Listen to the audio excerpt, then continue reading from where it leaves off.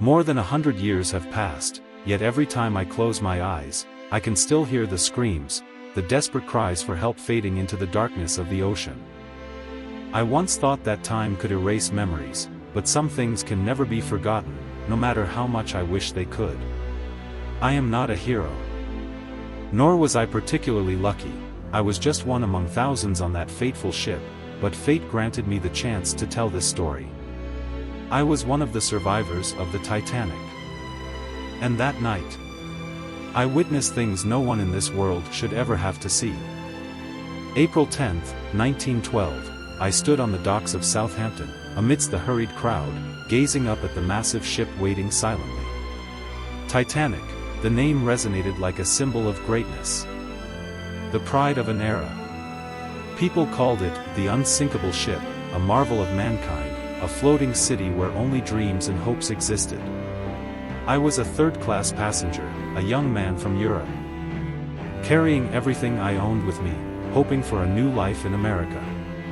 This voyage wasn't just a journey across the ocean, it was a ticket to escape the past, a chance to start anew. I had saved every penny for years just to step aboard this ship. The moment I set foot on deck, I was overwhelmed by its grandeur. Gleaming corridors, a grand staircase adorned with gold. Luxurious rooms for the elite, everything was beyond anything I had ever seen in my life. I knew my place was far from that world, but it didn't matter.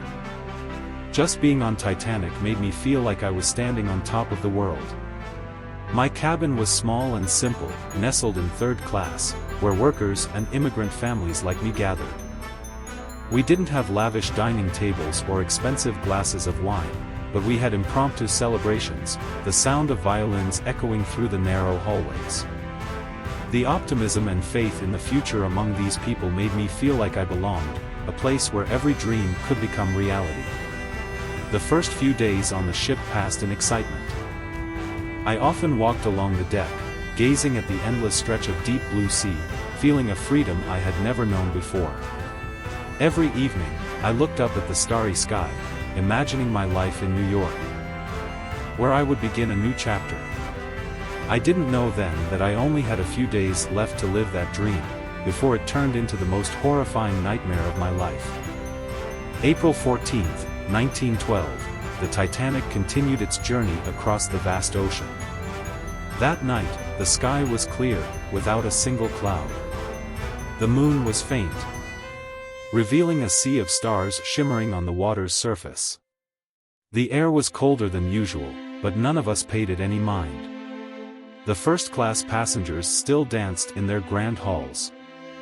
Wine glasses were still filled, and the melodies of the orchestra played on.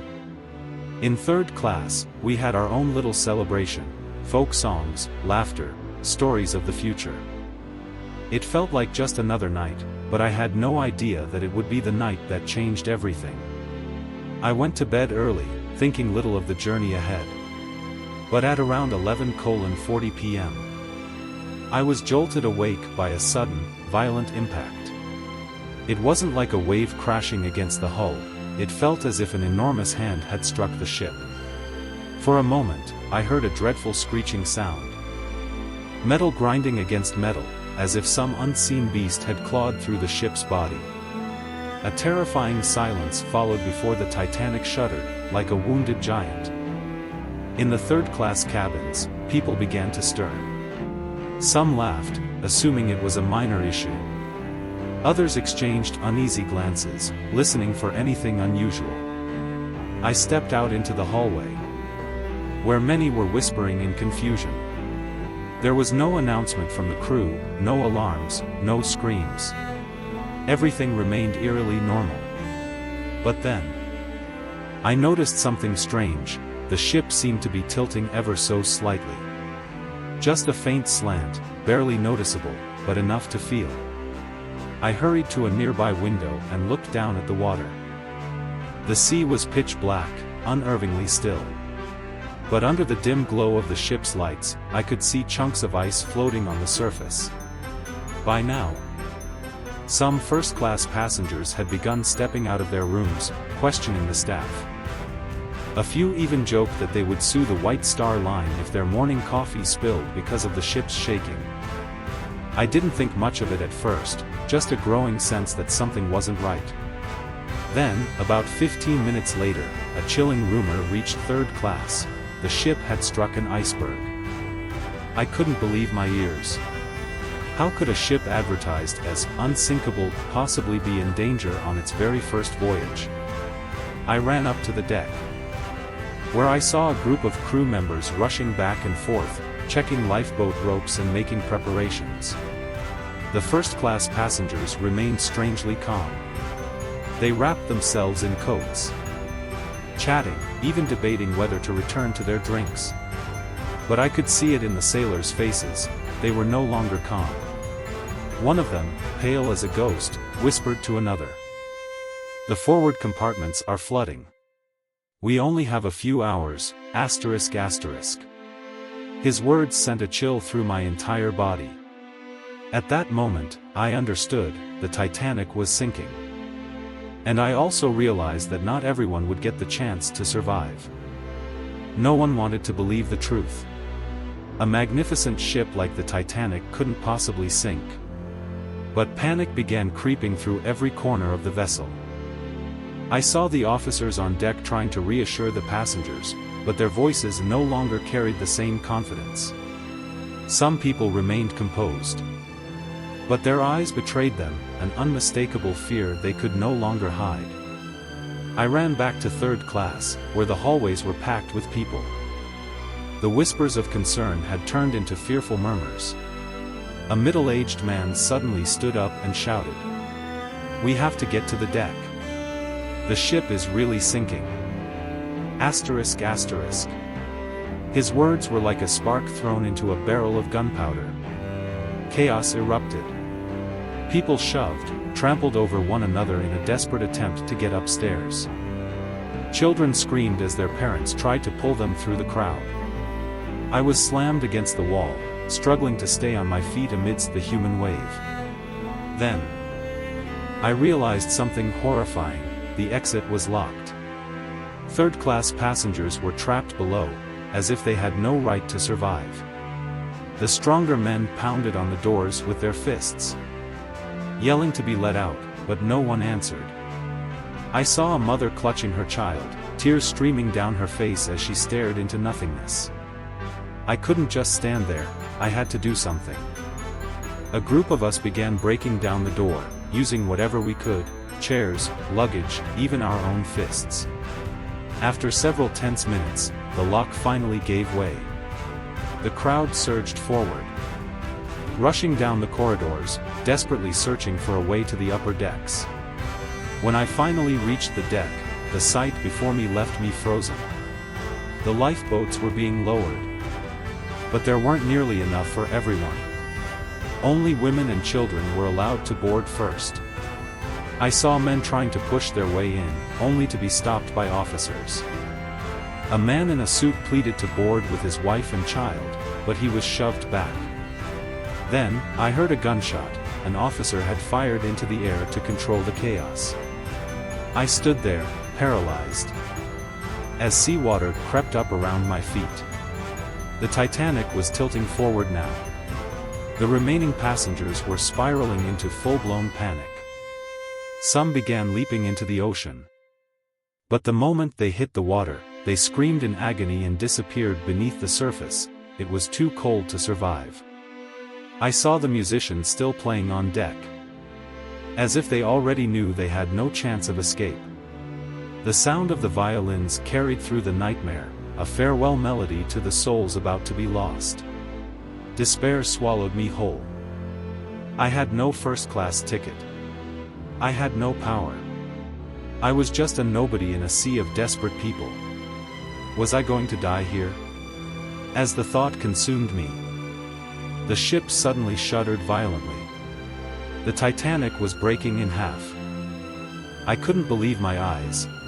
Titanic the greatest ship ever built, was splitting in half right before me. A horrifying sound echoed across the ocean, like the roar of metal being torn apart. The entire deck trembled violently, and then, suddenly, one half of the ship rose into the air. I saw hundreds of people still clinging to the railings, screaming, praying, crying, but it was all in vain. I knew that in just a few minutes, the ship would vanish beneath the ocean forever. I had to jump. But I was terrified. The water below was as dark as ink. And the agonizing screams of those who had jumped before me rang out like echoes from hell. I knew that if I didn't do it right, hitting the water could kill me instantly. I took a deep breath, my frozen hands gripping the railing. I glanced around one last time, as if trying to etch the image of the ship into my memory.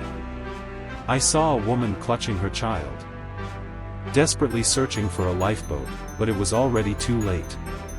I saw an old man kneeling in prayer, tears rolling down his wrinkled face.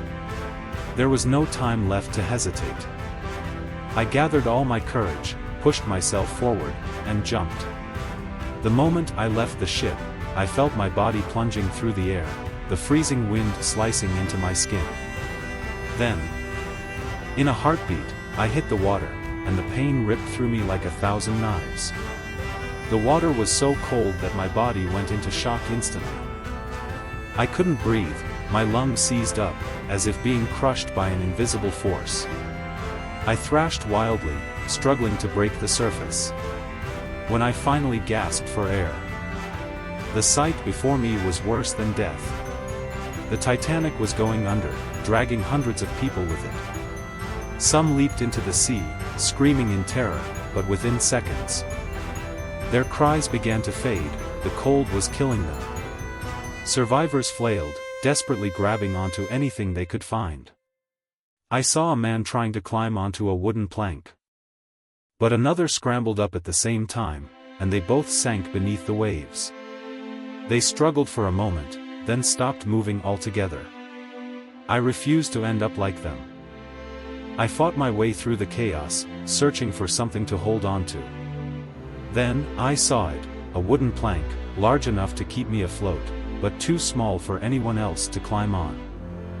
I grabbed it, clinging to it as I tried to steady my breath. But the cold was creeping into me. With each passing second, I felt my body weakening, my vision blurring. I knew that if I wasn't rescued soon, I would die here, just like the others. I closed my eyes, murmured a prayer. And then, everything went black.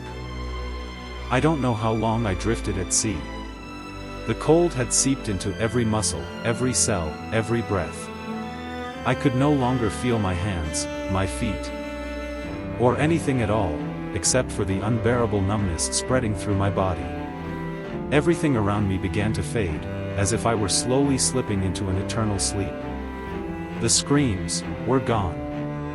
Only absolute silence remained. Was this death? But then, through the haze, I heard a voice. Over there. Someone's still alive. I wanted to open my eyes, to respond. But my body no longer obeyed me.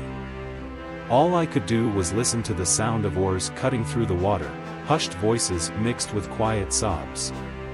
Then, suddenly, a hand grabbed me, pulling me out of the sea. I felt my body being lifted, and a sharp pain shot through my chest as someone struck my back, forcing the seawater out of my lungs. I choked and gasped, each breath like 1,000 knives stabbing into me. But at least, I was breathing. I forced my eyes open, but everything was blurry in the darkness. Around me, pale, exhausted faces stared blankly into the void. They, too, had survived, but their eyes were hollow, haunted. Some wept silently, while others sat motionless, staring out at the ocean as if their souls had been swallowed along with the ship. The lifeboat rocked gently on the still water. All around us were pieces of wreckage, remnants of the Titanic, and those who would never wake again. I turned back for one last look. Titanic was gone. All that remained was a sea of endless darkness, cold, silent, and infinite. We drifted for hours, not knowing if anyone would come for us. Some people lost consciousness. while others shivered uncontrollably in the freezing night. Then, a light appeared in the distance. At first, it was just a tiny speck in the darkness. But it grew brighter. Closer, until we realized what it was. A ship. Carpathia, ***. A faint cheer rose, followed by sobs of relief, prayers, desperate whispers between survivors. As the ship drew nearer, I saw sailors leaning over, pulling people aboard, one by one. Strong hands lifted me, and the moment my feet touched the warm wooden deck of the Carpathia, I knew I had survived. But I was no longer the person I had been yesterday. I had boarded the Titanic with a dream of the future. But when I stepped off that ship, all I had left was pain, and memories that would never fade. I survived. But as I stood on the deck of the Carpathia, surrounded by other survivors, I realized that I no longer felt relief. The price of survival was too high. I couldn't erase the memories, the faces filled with terror, the desperate hands reaching for the edge of a lifeboat, the cries for help fading into the depths of the ocean. None of us spoke. Silence engulfed the ship as the Carpathia glided across the sea, past the floating wreckage, the life jackets drifting aimlessly, past those who would never open their eyes again.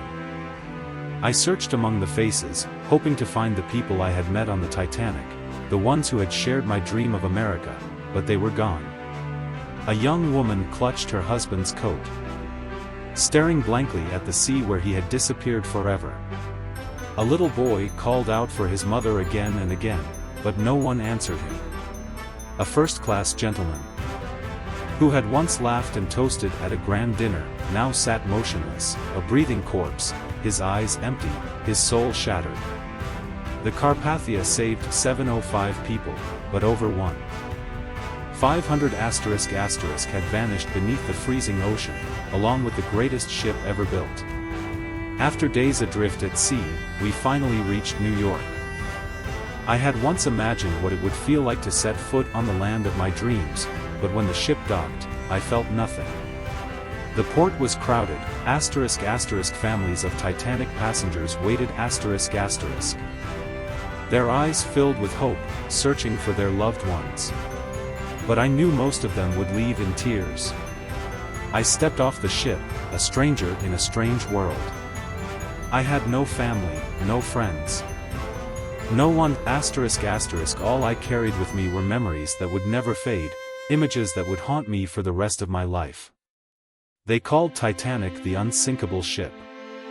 But the truth is, ***, nothing is unsinkable, no one is untouchable, ***, we are all just fragile beings, drifting across an endless ocean, and sometimes, fate decides who lives and who must be lost.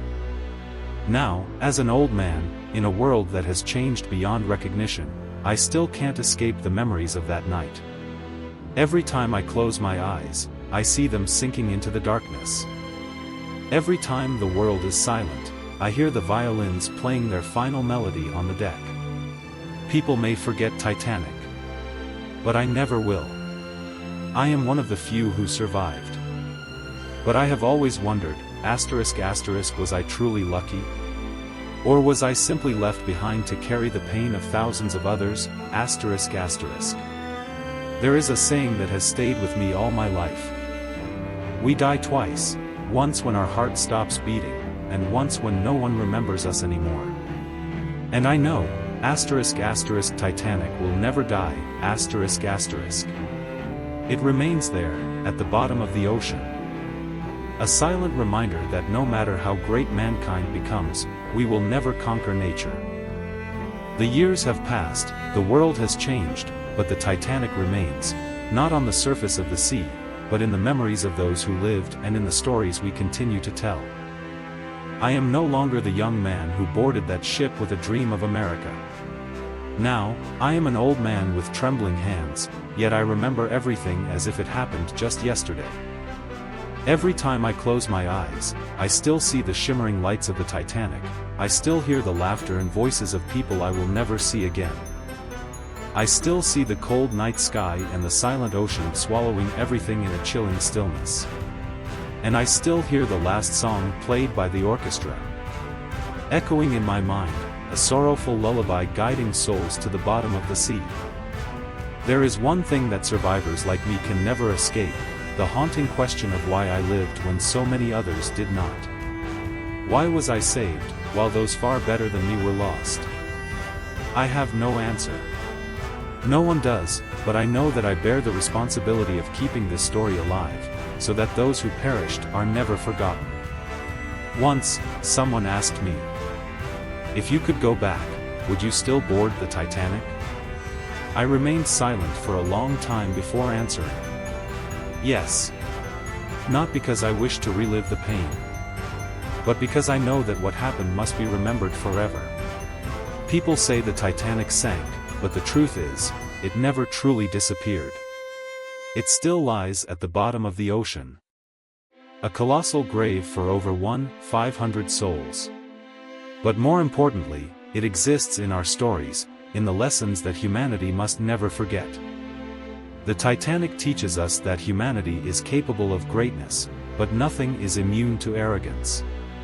It reminds us that nature is always stronger than technology, and that no one is truly unsinkable.